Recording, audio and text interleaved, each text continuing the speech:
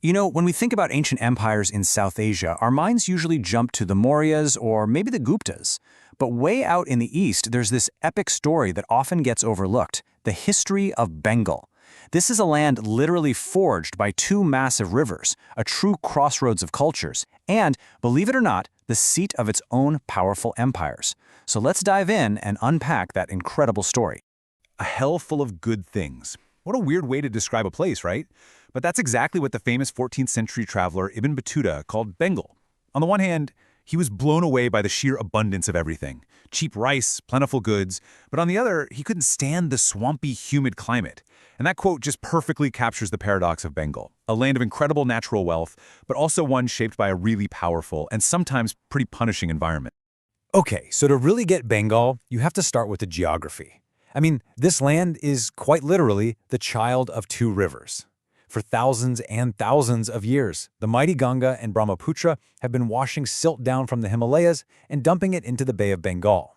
Bit by bit, they've built the world's largest and most fertile delta.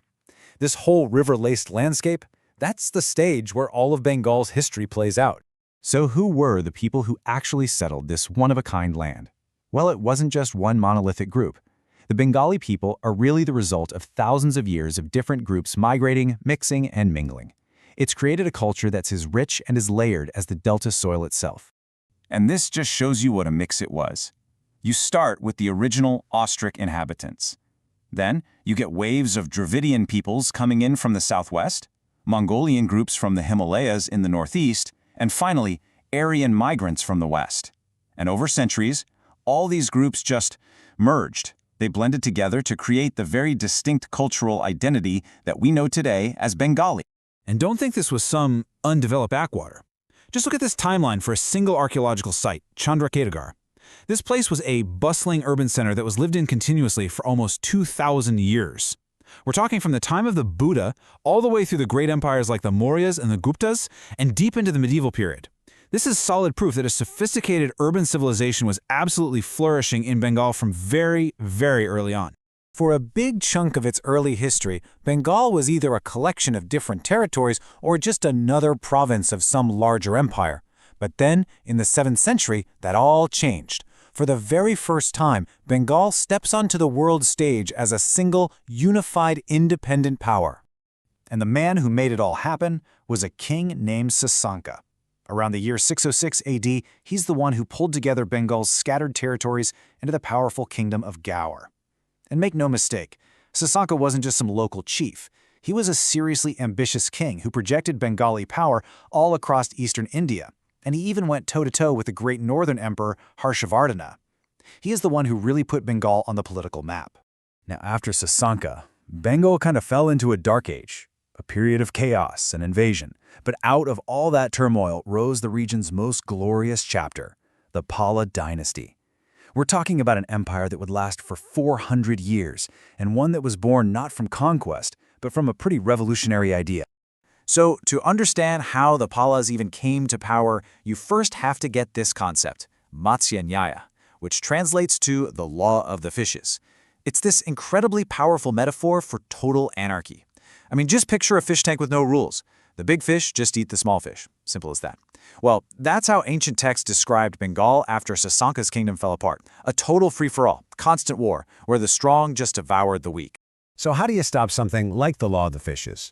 Well, the people of Bengal came up with a pretty extraordinary solution. This ancient copper plate tells us that the local chiefs and even the common people, who were just sick and tired of the chaos, all got together and elected a man named Gopal to be their king. This wasn't some divine right, it wasn't a bloody takeover, it was basically a social contract. They chose a leader to bring back law and order. And from that really unique beginning, the Pala dynasty just soared. Gopal's successors, legendary kings like Dharmapal and Devapal, they turned Bengal into the dominant imperial power in northern India. They were also devout Buddhists, and their patronage made places like Nalanda University the intellectual heart of Asia. I mean, scholars came from all over the world to study there. For a good while, Bengal was the center of a huge, thriving empire. But, no golden age lasts forever. After centuries of glory, the empire started to decay. Under a later king, a tyrannical guy named Mahapal II, the central government got weak, and the kingdom the very one that was created to end lawlessness, started fracturing all over again under his oppressive rule. And this weakness created an opening for something truly remarkable. A massive rebellion broke out. But it wasn't led by a rival prince or some foreign invader. No, it was led by a man named Divya, an official who belonged to the Kaibarta community, the fisherman caste. And here's the crazy part. Divya's rebellion actually worked. He defeated and killed the Pala king and established his very own dynasty in North Bengal. I mean, just think about how significant that is. In the super rigid social structure of ancient India, a man from a fishing community had just overthrown an imperial dynasty. The fisherman had become the king. But that wasn't the end of the story for the Palas. Oh no, the saga continues with the exiled prince, a guy named Rampal. He would go on to spend years painstakingly building a coalition of allies, preparing to wage a huge war to take back his kingdom from the Kaibarta rulers. It was one of ancient Bengal's most epic conflicts. So, while the Palas did eventually get their kingdom back, their power was never quite the same. And after their long story, a new dynasty, the Sens, rose to power. And these guys didn't just change the name of the rulers, they completely transformed the cultural and religious fabric of Bengal. And the shift was dramatic. I mean, look at this. The Palas, they were local Bengalis, devout Buddhists, and had a very international outlook.